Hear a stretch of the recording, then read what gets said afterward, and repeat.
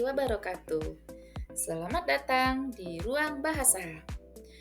Pada video kali ini, kita akan belajar tentang unsur intrinsik cerpen. Apa itu cerita pendek? Cerpen merupakan singkatan dari cerita pendek. Nah, cerita pendek atau cerpen adalah satu jenis karya sastra yang berbentuk prosa fiksi.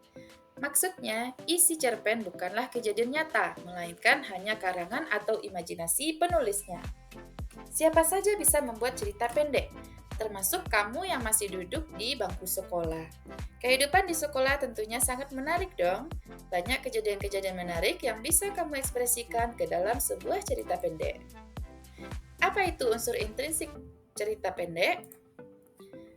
Merupakan unsur pembangun yang dapat dilihat dari dalam cerita pendek. Apa saja unsur intrinsik cerita pendek? Yang pertama, adanya tema.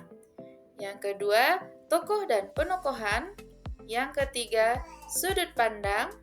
Yang keempat, alur. Yang kelima, latar. Yang keenam, gaya bahasa. Yang ketujuh, amanat. Selanjutnya, mari kita bahas mengenai satu persatu dari unsur intrinsik cerita pendek. 1. Tema. Tema adalah gagasan utama suatu cerita. Tema dapat ditemukan dengan melihat pikiran-pikiran pokok dari cerita tersebut. Tema terdiri atas dua, yang pertama yaitu tema pokok. Tema utama atau tema pokok adalah gagasan besar yang menjadi dasar atau inti cerita. Tema ini menggambarkan pesan utama yang ingin disampaikan oleh si penulis, misalnya tentang cinta, perjuangan, atau persahabatan. Contoh, dalam cerpen yang berjudul Perjuangan Seorang Ayah, tema pokoknya adalah perjuangan dan pengorbanan. Cerita berfokus pada pengorbanan seorang ayah yang bekerja keras demi membahagiakan anaknya. Selanjutnya yaitu tema tambahan, merupakan gagasan pendukung yang muncul seiring perkembangan cerita. Tema ini tidak selalu menjadi fokus utama, tetapi memperkaya cerita dengan isu atau konflik tambahan yang dialami oleh karakter. Contoh, masih dalam cerpen Perjuangan Seorang Ayah. Selain tema utama tentang perjuangan dan pengorbanan, ada tema tambahan berupa persahabatan. Di tengah-tengah cerita, si ayah mendapat bantuan dari sahabat lamanya yang mendukungnya dalam menghadapi berbagai kesulitan. Selanjutnya yang kedua, tokoh dan penokohan. Tokoh adalah manusia dengan segala kompleksitas dan keragamannya. Pertumbuhan karakter sering terjadi pada karakter utama selama narasi berlanjut. Tokoh terdiri ada beberapa jenis. Yang pertama yaitu tokoh utama, merupakan karakter yang menjadi pusat cerita. Tokoh pendukung merupakan karakter tambahan yang mendukung jalannya cerita. Selanjutnya, penokohan merupakan cara penulis dalam menggambarkan tokoh. Dalam cerita ada tokoh protagonis, tokoh antagonis, dan tokoh campuran. Mari kita bahas satu persatu. Tokoh protagonis merupakan karakter utama yang memiliki sifat baik dan biasanya menjadi pahlawan dalam cerita. Yang kedua, tokoh antagonis merupakan karakter yang berlawanan dengan protagonis, biasanya menjadi sumber konflik. Yang ketiga, tokoh campuran. Karakter yang memiliki sifat-sifat gabungan antara protagonis dan antagonis. Selanjutnya yaitu sudut pandang pencerita. Merupakan kedudukan penulis dalam cerita. Sudut pandang pencerita dibagi menjadi dua, yaitu sudut pandang orang pertama dan sudut pandang orang ketiga. Sudut pandang orang pertama atau akuan merupakan cerita disampaikan dari perspektif aku atau saya yang terlibat langsung dalam cerita. Contohnya, aku melangkah pelan memasuki ruangan yang gelap itu. Sedangkan sudut pandang orang ketiga atau diaan merupakan cerita disampaikan oleh narator yang tidak terlibat dalam cerita dan menggunakan kata ganti orang ketiga atau dia.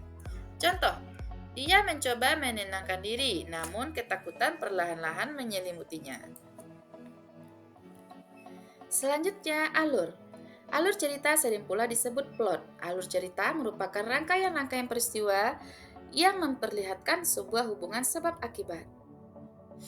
Ada 3 jenis alur. Yang pertama, alur maju, cerita berkembang secara kronologis dari awal hingga akhir. Alur mundur, cerita dimulai dari masa kini, kemudian mengisahkan peristiwa-peristiwa masa lalu. Alur campuran, kombinasi dari alur maju dan alur mundur. Beberapa tahapan alur. Yang pertama, adanya tahap pengenalan, bagian awal cerita di mana karakter dan latar diperkenalkan. Tahap kemunculan konflik, bagian cerita di mana konflik atau masalah mulai muncul.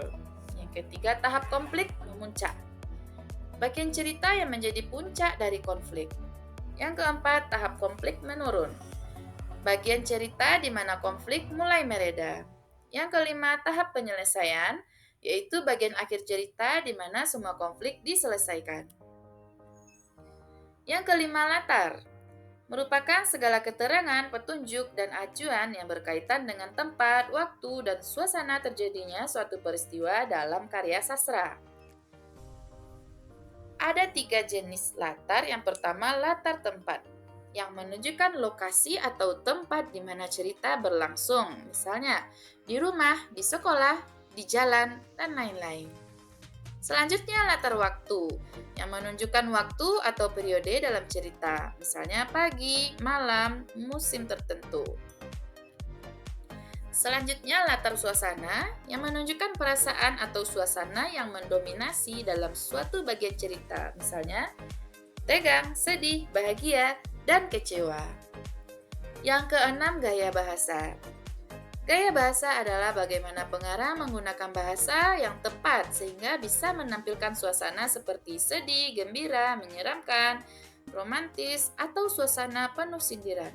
Penggunaan bahasa yang tepat akan membuat penggambaran suasana yang mendukung jalannya cerita. Yang ketujuh, amanat. Amanat adalah pesan yang ingin disampaikan oleh pengarang kepada pembaca. Amanat biasanya disampaikan oleh penulis secara tersirat. Nah, itulah pelajaran kita hari ini mengenai unsur intrinsik cerpen. Semoga bermanfaat.